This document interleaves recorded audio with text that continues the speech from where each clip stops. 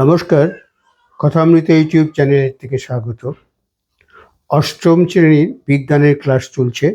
শিক্ষক মহাশয় ক্লাস ঘরে কতগুলো ছোট কাঠের টুকরো নিয়ে এলেন পাতলা, এবং সেটাকে টেবিলে একটা টিনের পাপের উপর রেখে হাতে একটু জল নিয়ে ছিটিয়ে দিলেন। সেই কাঠগুলোর উপরে আগুন জ্বলে উঠল।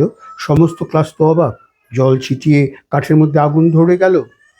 এর পরবর্তী আর একটা মজার জিনিস তিনি দেখালেন, এক গ্লাস জল, সেই জলের উপর একটা পিচবোর্ড, শক্ত পিচবোর্ড তিনি চাপা দিলেন, দিয়ে গ্লাসটাকে উল্টে দিলেন আস্তে করে হাত দিয়ে ধরে। দেখা গেল এরপর আর পিচবোর্ডটাও পড়ছে না, জলটাও পড়ছে না। এটা হচ্ছে বাতাসের ঊর্ধ্বচাপের পরীক্ষা।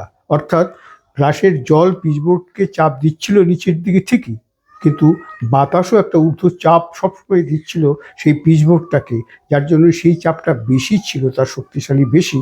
সেই জন্য জলের চাপ সেখান থেকে ওই পিচবোর্ডটাকে সরিয়ে দিতে পারেনি।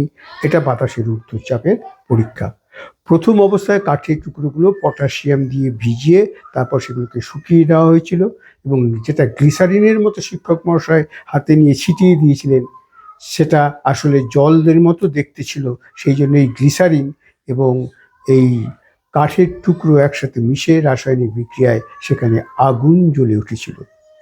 ছেলেরা খুব খুশি, এবং ওরা বলল যে হ্যাঁ, অনেক জায়গায় এরকম ম্যাজিক দেখেছে। আমরা যদি ক্লাসরুমে এই সমস্ত বিজ্ঞান মনস্ক ছাত্রছাত্রীদের এইরকম খেলা দেখিয়ে, মজার মজার জিনিস দেখিয়ে তাদের ব্যাখ্যা করে দিতে পারি বিষয়টা, তাহলে কিন্তু আমাদের সামাজিক দুনিয়াতে যে সমস্ত প্রতারক প্রবঞ্চক অনেক সময় ফাঁদ পেতে আমাদের ঠকিয়ে দেয়, সেখান থেকে কিন্তু ছাত্ররাই নিজেদেরকে রক্ষা করতে পারবে। কাজেই এই ব্যাপারটা, এই ভিডিওটাগুলো আরও বেশি প্রচারিত হওয়া দরকার, এবং বিজ্ঞান শিক্ষার ব্যাপারে আমাদের মনোযোগ আরও বেশি দেওয়া উচিত। নমস্কার।